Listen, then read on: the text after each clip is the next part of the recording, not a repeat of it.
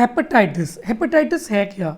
Inflammation of the liver parenchyma को हम hepatitis कह देते हैं और इसके मल्टीपल रीजंस होते हैं। ठीक है, वायरसेस की वजह से हो सकता है, जैसे हेपेटाइटिस ए से ई तक हेपेटाइटिस कॉज करवा रहे हैं। कुछ बेसिक बातें पहले तो मैं बोल देता हूँ जो आपको पता होनी चाहिए कि जो वायरस जो है ना ए और ई, हेपेटाइटिस ए और ई, वो ट्रांसमिट होता है वाया ओरोफिकल रूट, मतलब खाने पीने की चीज़ों में। हेपेटाइटिस बी, सी और डी ये ट्रांसमिट होते हैं सेक्सुअली या पारएंट्रली, मतलब कि इंजेक्शंस के थ्रू, ट्रांसफ्यूजन्स के थ्रू या फिर सेक्सुअली। और हेपेटाइटिस बी और सी जो है ना, ये अल्टीमेटली आगे जाके हेपेटोसेलुलर कार्सिनोमा बना देते हैं। लेकिन हेपेटाइटिस ए और ई के साथ कोई रिस्क नहीं होता कि वो हेपेटोसेलुलर कार्सिनोमा बनाएंगे। एक और इम्पॉर्टेंट चीज़ है कि हेपेटाइटिस डी वायरस को हेपेटाइटिस बी पहले होना चाहिए उस जगह पे, फिर वहाँ पे जाके हेपेटाइटिस डी वायरस एक्ट करता है और हेपेटाइटिस डी कॉज करवाता है। मतलब कि डी के लिए हमेशा बी होना ज़रूरी है।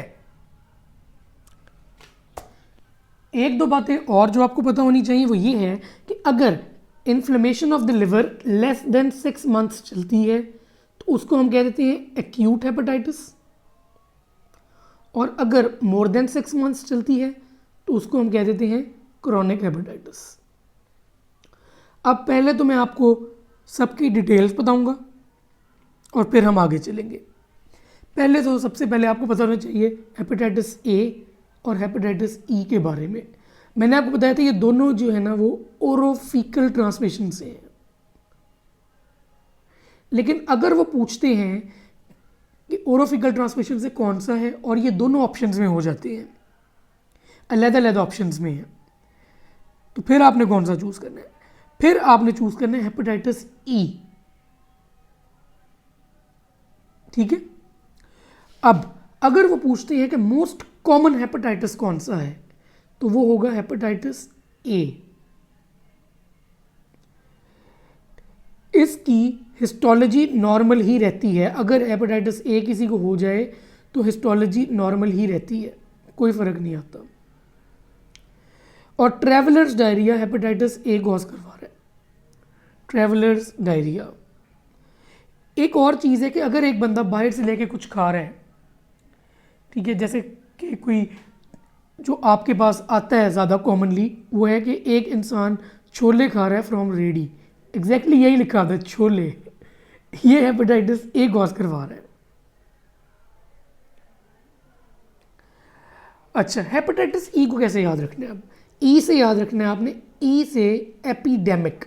कौन सा हेपेटाइटिस एपिडेमिक कॉज करवाता है? वो है हेपेटाइटिस ई। रिमोट एरिया में कौन सा हेपेटाइटिस होता है? देखिए, रिमोट एरिया में कौन सा हेपेटाइटिस होता है? रिमोट ई से एंड हो रहा है तो हेपेटाइटिस ई। फिर ओरोफिकल ट्रांसमिशन मैंने आपको बताया था, ई को प्रेफर करना है ए के ऊपर। एक इंपॉर्टेंट चीज़ जो है, अगर वो पूछते हैं कि आपके पास एक प्रेग्नेंट औरत आई है और उसको हेपेटाइटिस है तो कौन सा होगा, तो आपने ए को प्रेफर करना है ई के ऊपर। लेकिन अगर वो पूछते हैं कि एक प्रेग्नेंट औरत आई है और उसमें डेडली हेपेटाइटिस कौन सा होगा, जो उसको नुकसान ज़्यादा पहुंचा रहा है, जो लीथल है, वो ई होगा ए से। बहुत इंपॉर्टेंट चीज़ है। अगर वैसे पूछते हैं तो ए को प्रेफर करना है, अगर वो पूछते हैं लीथल कौन सा प्रेग्नेंट में तो वो ई है। बहुत डिस्कशन हुई है इस पर, तो मेरे हिसाब से तो इसको इसी तरह चूज़ करना चाहिए। ए और ई तो हो गए इस तरह डिस्कस। अब पहले चलते हैं इनके एमसीक्यूज की तरफ ताकि आपको इधर ही याद हो जाए। मोस्ट कॉमन हेपेटाइटिस है हेपेटाइटिस ए। हेपेटाइटिस ए हुआ है, बंदे को पेशेंट रिकवर हुआ है, अब हिस्टोलॉजी कैसी होगी? नॉर्मल, मतलब कि ये आगे क्रॉनिक हेपेटाइटिस नहीं करवा रहा। ठीक है, less likely to be transmitted via blood transfusion, ये मैंने आपको बताया वो तो है ही, बी, सी और डी है। ठीक है, तो हेपेटाइटिस ए ऑप्शंस में होगा, साथ बी, सी और डी के, तो हेपेटाइटिस ए चूज़ कर लोगे। Travellers diarrhoea hepatitis A cause करवा रहा है। प्रेग्नेंट वुमन विद हेपेटाइटिस है तो आपने हेपेटाइटिस ए चूज़ कर लिया। अगर डेंजरस पूछे प्रेगनेंसी में कौन सा, तो हेपेटाइटिस ई चूज़ करना है। चाइल्ड है with jaundice after eating hepatitis A, eaten chole from ready, hepatitis A. अब हेपेटाइटिस ई की तरफ आते हैं, lethal in pregnancy hepatitis E. अच्छा, डी जो है ना वो डेडली भी होता है, कि अगर वो पूछे कि मोस्ट डेडली वायरस कौन सा है तो आपने हेपेटाइटिस डी चूज़ करना है, लेकिन अगर वो प्रेगनेंसी का जिक्र करें तो आप हेपेटाइटिस ई चूज़ करोगे। ओरोफिकल स्प्रेड जो है वो हेपेटाइटिस ई का ज़्यादा है ए से। Most dangerous hepatitis for pregnant lady is hepatitis E,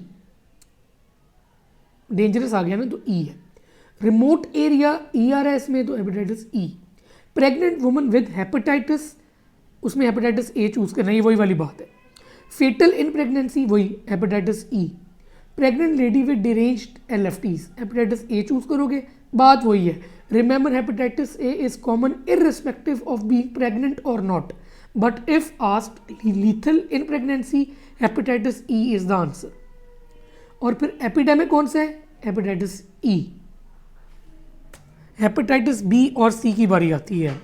hepatitis B और हेपेटाइटिस सी, मैंने आपको दोनों का बताया है कि दोनों ट्रांसमिट किस किस चीज़ से हो रहे हैं। एक तो है इनकी ट्रांसमिशन ब्लड ट्रांसफ्यूजन से, ब्लड प्रोडक्ट से, पार एंट्रल ट्रांसमिशन होती है और सेक्सुअल ट्रांसमिशन होती है। अब जो इंपॉर्टेंट चीज़ है, आपने याद इसको किस तरह रखना है कि B is the best, B is the best, मतलब कि ब्लड ट्रांसफ्यूजन का अगर पूछें और दोनों ऑप्शंस में अलग अलग हो तो आपने हेपेटाइटिस बी को चूज़ करना है। पर एंट्रल ट्रांसमिशन का पूछें तो आपने फिर हेपेटाइटिस बी को ही चूज़ करना है, बी इज़ द बेस्ट। और सेक्सुअल कॉन्टैक्ट का भी पूछें तो फिर भी आपने बी को ही प्रेफर करना है, या STD का पूछे फिर भी आपने बी को ही प्रेफर करना है सी के ऊपर, बी इज़ द बेस्ट। अगली चीज़ जो आपने याद रखनी है ना वो ये है, बी इज़ द बेस्ट है ना, ठीक है, तो इसका बी से बड़ा भी याद रख सकते हैं कि बड़ा इंक्यूबेशन पीरियड होता है, तो लार्जर इंक्यूबेशन पीरियड भी बी का ही है, ठीक है, ये सारे भी ज़्यादा बी में है, लार्जर इंक्यूबेशन पीरियड भी ज़्यादा बी का ही है। और बी जो है ना, ठीक है, हेपेटाइटिस बी, इसके जो चीज़ और याद रखनी है ना वो है पॉलीआर्थराइटिस नोडोजा, या फिर आ जाता है कि वेस्कुलाइटिस, ये भी टाइप ऑफ वेस्कुलाइटिस ही है ना, तो इनके साथ कौन सा हेपेटाइटिस एसोसिएटेड है, वो भी बी ही है। और अगर एक बंदे को हेपेटाइटिस बी वायरस हो गया है, हेपेटाइटिस बी हो गया है, तो उसका लिवर तो डैमेज होगा, लंबा इसका इंक्यूबेशन पीरियड है, कुरियोनिसिटी इसकी भी होती है कि ये कैंसर की तरफ लेके जा सकते हैं बंदे को। तो उसमें आपने अगर लिवर का फंक्शन टेस्ट करना है, मॉनिटर करना है आपने लिवर के फंक्शन को, तो आप PT करवाते हो, प्रोथ्रोम्बिन टाइम। अब आते हैं हेपेटाइटिस सी की क्या फ़र्क चीज़ें हैं। हेपेटाइटिस सी इन सब चीज़ों से ट्रांसमिट तो होता है लेकिन हेपेटाइटिस बी मेन है। एक तो चीज़ ये आपने याद रखनी है, इसका लार्जर इंक्यूबेशन है, इसका स्मॉलर इंक्यूबेशन पीरियड होता है। एक और चीज़ आपने जो याद रखनी है हेपेटाइटिस सी के बारे में वो क्या है कि ये जो है सिरोसिस, सी से याद रखना है, सी से सिरोसिस और सी से कोरियोनिसिटी, कि ये क्रॉनिसिटी कि क्रॉनिक भी ज़्यादा ये है, सिरोसिस भी ज़्यादा ये करवाता है, और कैंसर की तरफ भी ज़्यादा यही लेके जाता है। एक और चीज़ आगे चलते हैं कि ये करवा रहा होता है फाइब्रोसिस,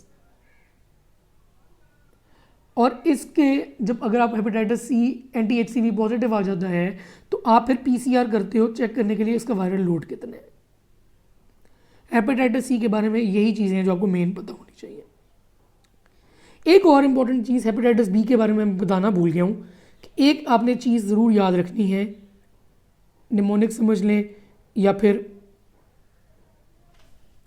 BD, आप BD जो रसिया पढ़ते थे याद है आपको एनेटमी में, अब कैसे याद रखना है। हेपेटाइटिस बी जो है वो डायलिसिस में भी जाता है, डायलिसिस की ट्रांसफ्यूजन में हेपेटाइटिस बी को आपने चूज़ करना है। और क्या चीज़ से याद रखनी कि डी जो है हेपेटाइटिस डी के लिए हेपेटाइटिस बी होना ज़रूरी है, तो ये अगर आप याद रख लेते हैं तो आपको वैसे ही याद रहेगा। अब चलते हैं इनके MCQs की तरफ। Dialysis patient prone to hepatitis B more likely to be transmitted via blood transfusion. B, dangerous if transferred during transfusion. B, most common hepatitis through sexual contact. B, STD, hepatitis B, hepatocellular carcinoma in developing countries, most common cause. Hepatitis B and C दोनों ही कर रहे होते हैं ना. Longer incubation period B का है. Hepatitis B associated with polyarteritis nodosa. Fibrinous necrosis जो है hepatitis B. Hepatitis associated with vasculitis hepatitis B. Transmissibility of hepatitis B. अच्छा, hepatitis B E antigen positive अगर होगी. ये जो मार्कर्स है ना, ये मैं आपको पढ़ा दूंगा एक और लेक्चर में. इतने इंपॉर्टेंट नहीं है, पूछे यही जाते हैं जो इसमें लिखे हुए हैं, लेकिन मैं आपको ये पढ़ाऊंगा डिटेल में भी. डायग्नोज हेपेटाइटिस बी करना है तो हेपेटाइटिस बी सरफेस एंटीजन और एंटी-HBC आप देख लेते हो. Hepatitis B virus is not present in stool में नहीं होता. और मॉनिटर करना है हेपेटाइटिस के लिए बी के लिए तो पीटी. हेपेटाइटिस सी जो है वो लाइकन प्लेनस के साथ एसोसिएटेड होता है. अच्छा, ये सिरोसिस में चीज़ें होती हैं सारी. पाल्मर एरिदीमा भी सिरोसिस में होता है, स्पाइडर नेवाई भी सिरोसिस में होता है, तो हेपेटाइटिस सी के साथ एसोसिएटेड नहीं है. फिर देखिए chronicity and cirrhosis prefer hepatitis C. Hepatitis C positive है फ्रॉम मैनी ईयर्स, तो हिस्टोपैथोलॉजी क्या शो करेगी? फाइब्रोसिस. और एंटी-HCV पॉजिटिव है with raised LFT. Do PCR. अब आखिरी एक चीज़ रह गई हेपेटाइटिस डी. मैं आपको बता चुका हूँ डी जो है वो डेडली है, ठीक है, और सिरोसिस नहीं कैंसर कॉज करवा रहा ना, बेसिकली ऑन्कोजेनिक नहीं है हेपेटाइटिस डी, कैंसर नहीं कॉज करवा रहा, ठीक है. और तीसरी चीज़ ये है कि अगर वो पूछते हैं कि मोस्ट डेंजरस कौन सा है, तो फिर भी आप हेपेटाइटिस डी चूज़ करोगे, ये आप देख सकते हैं. और बी, हेपेटाइटिस डी के लिए बी चाहिए ही चाहिए होता है. अब रैंडम पॉइंट्स जो पूछे गए हैं हेपेटाइटिस के बारे में. Viral hepatitis with raised ALT and AST. ज़ाहिर बात है ALT AST अंदर होते हैं तो वो मेम्ब्रेन डैमेज होगी तो वो बाहर आएंगे, तो फिर वो हमें बेसिकली डिटेक्ट होंगे. सेल मेम्ब्रेन डैमेज का मार्कर है. Most common disease with raised ALT viral hepatitis.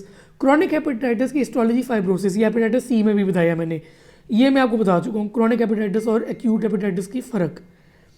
Auto immune hepatitis में ASMA पॉजिटिव होती है. फिर आ जाते हैं हेपेटाइटिस पैथोलॉजिकल फीचर. एल्कोहलिक में अगर हेपेटाइटिस होता है तो उसका पैथोलॉजिकल फीचर कौन सा है? वो है मेलरी बॉडीज़. इसका दूसरा नाम है मेलरी डंक bodies. Before giving sodium valproate, क्योंकि सोडियम वेलप्रोएट जो है वो हेपेटाइटिस सी कॉज करवा रहा है, इसलिए LFTs आप पहले कर लेते हो. फिर आइसोनियाजिड जो है वो भी हेपेटाइटिस कॉज करवाता है. तो ये है सब कुछ हेपेटाइटिस के बारे में. मार्कर्स रह गए हैं, कोशिश होगी कि उसके बारे में भी एक वीडियो आपको प्रोवाइड कर दी जाए.